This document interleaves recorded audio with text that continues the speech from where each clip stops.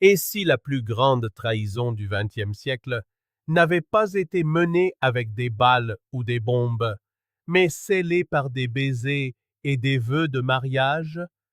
Et si, pendant que des millions de jeunes hommes mouraient en croyant à l'image de la femme fidèle qui les attendait à la maison, une migration cachée de femmes était en train de réécrire l'avenir génétique de nations entières? Ce n'est pas une théorie du complot, c'est le secret inavoué du phénomène des épouses de guerre. Lorsque, dans les cendres de la Seconde Guerre mondiale, des dizaines de milliers de femmes ont abandonné l'ancien ordre de la loyauté et de la continuité pour suivre des soldats étrangers vers une nouvelle vie.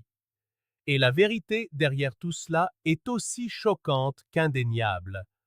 C'était l'hypergamie féminine, déchaînée à une échelle que l'histoire n'avait jamais vue. Imaginez le paysage de l'Europe de 1944.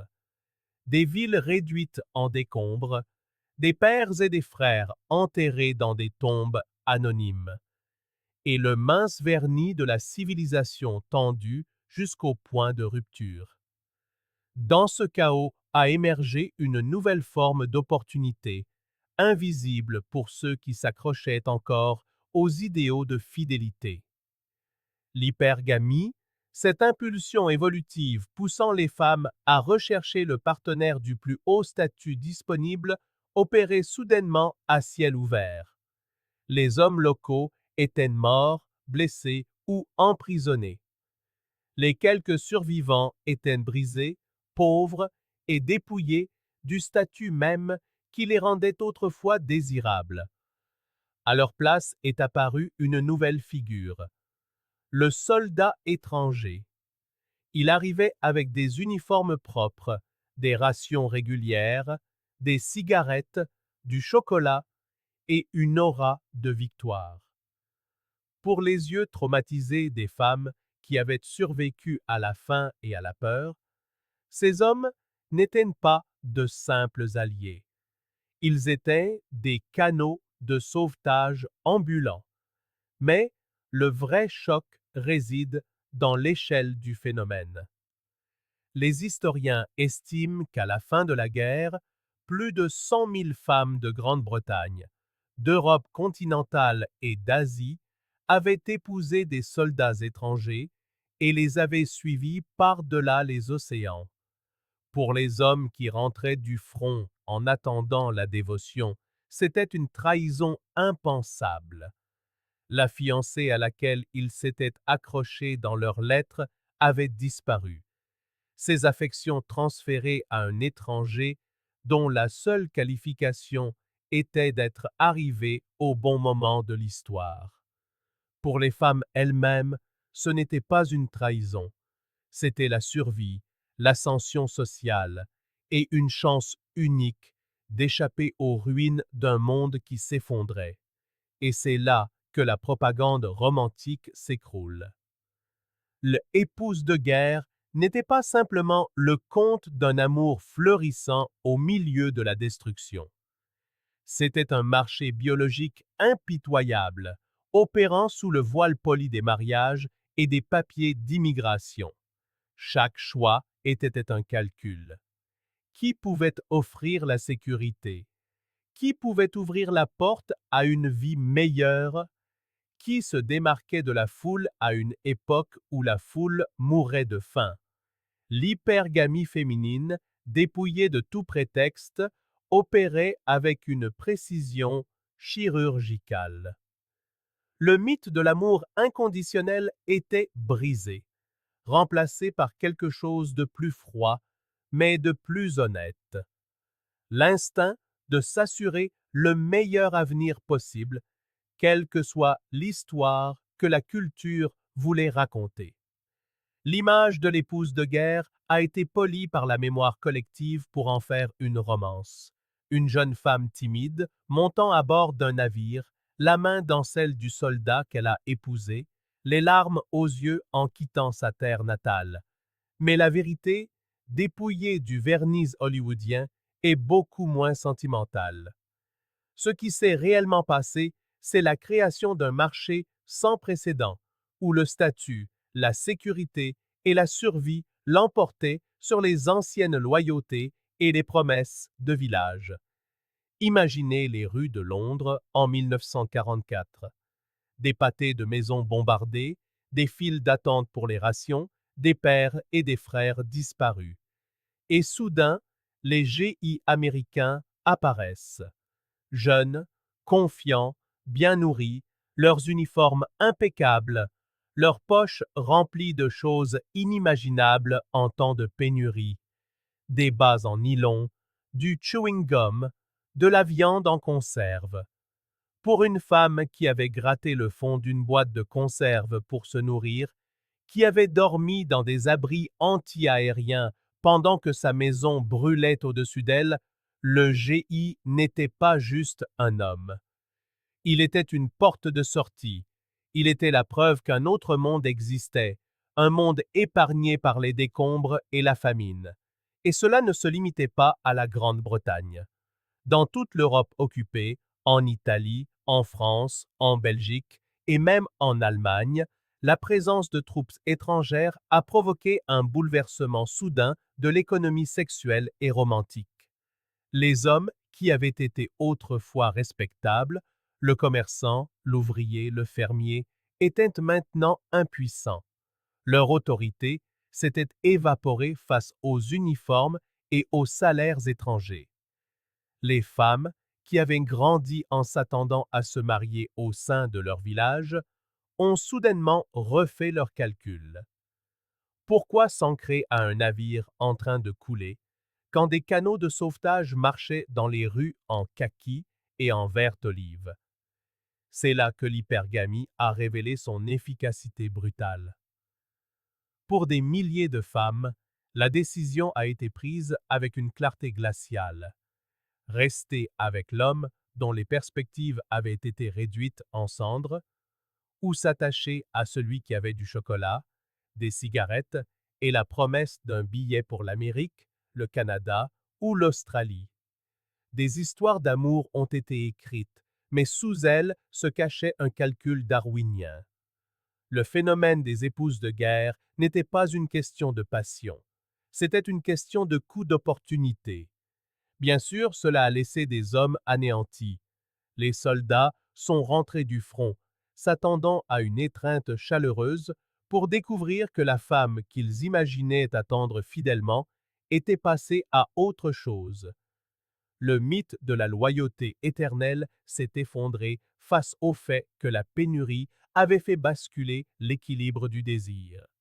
Et voici le secret que personne n'admet. Les gouvernements le savaient. Les archives militaires et les dossiers déclassifiés révèlent non seulement la logistique du transport des épouses de guerre, mais aussi la panique morale que cela a provoquée. Les responsables s'inquiétaient de la réputation nationale, de l'image de leurs soldats volant les femmes de leurs alliés ou de leurs ennemis. Pourtant, ils comprenaient aussi l'inévitabilité de la situation. Une fois que les disparités de statut sont mises à nu, les instincts humains les suivent avec une logique impitoyable. Aucune propagande, aucun sermon, aucun appel à la loyauté ne pouvait l'emporter sur la pulsion primaire de s'assurer le meilleur partenaire possible dans les pires conditions. Pour saisir l'impact total du phénomène des épouses de guerre, il faut imaginer ce qu'il a fait à l'esprit des hommes. Ils n'étaient pas seulement des soldats qui risquaient leur vie en terre étrangère.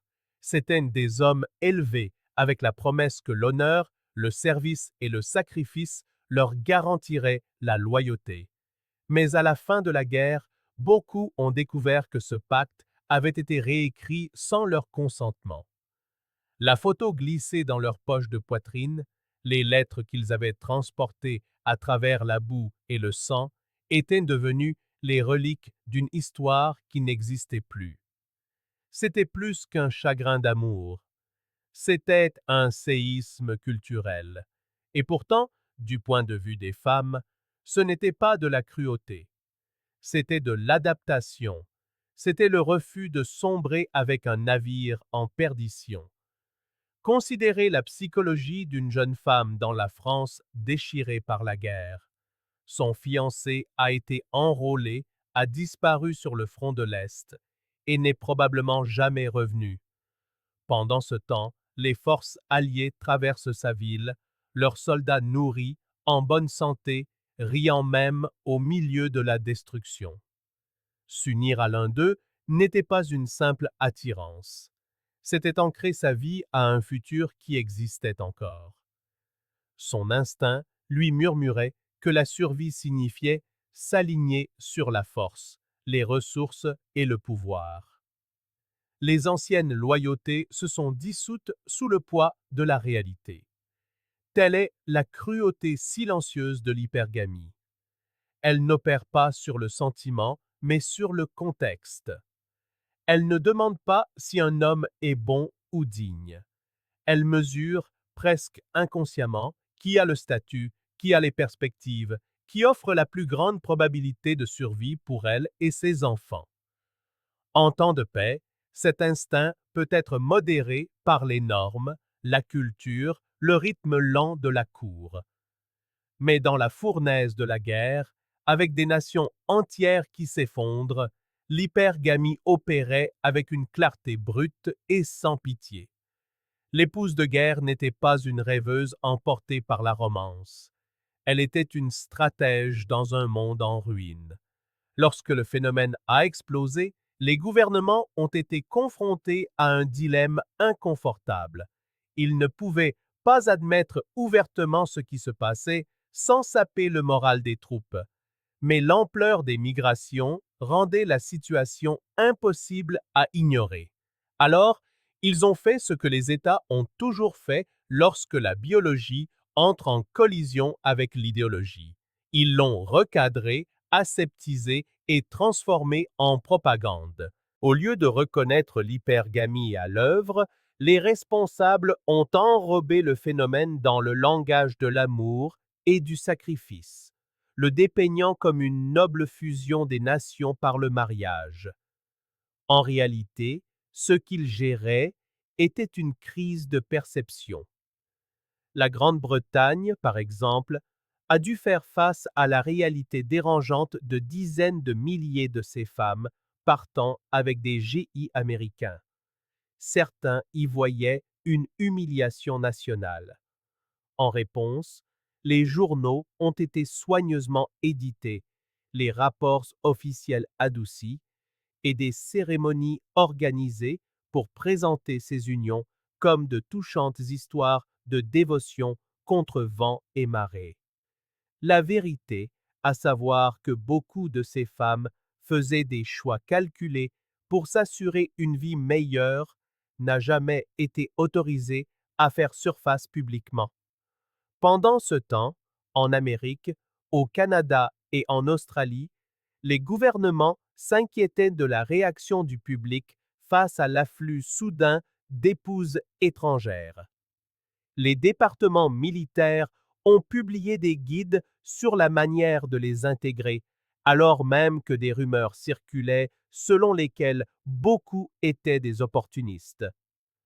Même Hollywood a joué son rôle. Les films d'après-guerre ont dépeint les romances entre soldats et femmes européennes comme des contes de fées nés de la tragédie, occultant soigneusement la tension sociale qui couvait en dessous. La machine culturelle avait compris une chose essentielle. On ne pouvait pas dire aux hommes que leurs sacrifices avaient été récompensés par l'abandon. Pour maintenir l'ordre, le récit devait changer. Les épouses de guerre sont devenues des symboles d'unité, pas d'opportunisme. Mais sous cette repeinture culturelle, les cicatrices sont restées. La propagande ne pouvait effacer la réalité vécue. L'hypergamie avait redessiné la carte de l'intimité dans des conditions trop extrêmes pour que la tradition puisse y résister. C'est le vrai poids du secret des épouses de guerre. Ce n'était pas seulement une collection de mariages, mais l'effondrement d'une illusion culturelle. Le phénomène des épouses de guerre n'est pas qu'une simple note de bas de page de l'histoire. C'est un tournant dans la manière dont les hommes et les femmes se sont perçus à l'ère moderne. Il a déchiré le mythe de la loyauté féminine inconditionnelle, exposant une vérité que les hommes osent rarement articuler, mais qu'ils ne pourraient plus jamais ignorer complètement. Lorsque la poussière est retombée après 1945, des millions d'hommes ont ramené chez eux non seulement des cicatrices physiques, mais aussi une suspicion nouvelle et troublante. Que l'amour n'est pas à l'abri des circonstances, que la dévotion peut être éclipsée par l'opportunité, et que l'hypergamie n'est pas une tendance marginale, mais une force capable de réorganiser des sociétés entières. Les effets à long terme se sont propagés à travers les mariages, les structures familiales et même les attitudes culturelles envers la romance. Pour les hommes qui ont perdu leur fiancé sur ce marché caché, l'impact a été profond. Leur confiance n'a pas seulement été brisée, elle a été réécrite. Mais l'héritage le plus durable du secret des épouses de guerre est ce qu'il a révélé sur les conditions dans lesquelles l'hypergamie prospère. Lorsque la pénurie et la peur dominent, lorsque les hommes sont retirés en masse et que les hiérarchies de statut sont bouleversées, le choix féminin devient brutalement pragmatique. Il ne s'agissait pas de désirs superficiels pour le luxe, il s'agissait de survie. Les hommes qui se battaient croyaient se battre pour leur nation, leur famille, pour la fille restée au pays. Ce que beaucoup ont appris trop tard, c'est qu'ils se battaient aussi dans une bataille parallèle qu'ils n'ont jamais comprise, un concours biologique où les médailles, la loyauté et le sacrifice comptaient moins que la froide arithmétique de la sécurité et du statut. Le secret de l'épouse de guerre n'est pas seulement que les femmes ont choisi différemment de ce qui était attendu. C'est que tout le récit de la loyauté romantique s'est, à ce moment-là, révélé conditionnel. Et cette révélation jette une longue ombre, même aujourd'hui. Alors, que devons-nous retenir de ce chapitre caché de l'histoire? Ni l'amertume, ni la résignation, mais la clarté. Ce phénomène ne concerne pas simplement des femmes faisant des choix en des temps extraordinaires. Il s'agit de dépouiller les illusions auxquelles les hommes s'accrochent encore. Il nous dit que la loyauté, aussi belle soit-elle en poésie et aussi réconfortante soit-elle dans les films, n'est jamais absolue. Elle est toujours liée au contexte, aux ressources, à la survie. Ce n'est pas du cynisme, c'est la réalité. Pour les hommes d'aujourd'hui, la leçon est sobre, mais libératrice. Cessez de croire en une dévotion inconditionnelle. Cessez de penser que le sacrifice seul garantit la loyauté. Les femmes, comme les hommes, sont programmées pour s'adapter, pour chercher le meilleur avenir disponible. En temps de paix, cela peut être déguisé par les rituels et la culture. En temps de guerre, cela se révèle dans sa vérité nue. Mais il y a une force à affronter cela. Car une fois qu'un homme accepte que la loyauté est conditionnelle, il cesse de gaspiller sa vie à essayer de l'acheter par une dévotion aveugle. Il commence à comprendre que les relations ne se construisent pas sur des promesses en l'air, mais sur la valeur concrète qu'il apporte. Sa force, sa vision, sa capacité à mener une vie qui mérite d'être suivie. Le secret de l'épouse de guerre n'est pas une condamnation des femmes, c'est un avertissement pour les hommes. Bâtissez-vous pour devenir le genre d'homme qui ne mendie pas la loyauté, mais qu'il impose par la vie qu'il crée. Et c'est pourquoi cette vérité est importante, non pas parce qu'elle est confortable, mais parce qu'elle vous libère. Elle déchire l'illusion des garanties romantiques et vous laisse avec quelque chose de plus tranchant, de plus dur, mais d'infiniment plus utile. La connaissance que vous ne devez jamais abandonner votre vie en attendant une dévotion qui pourrait ne jamais venir. Vous devez forger votre propre statut, votre propre chemin, votre propre pouvoir. Car lorsque le monde s'effondre, lorsque la pénurie revient et que les instincts refont surface, seul l'homme qui se tient debout ne sera pas laissé pour compte. Aimez, partagez, abonnez-vous. Le lien pour soutenir la chaîne est dans la description.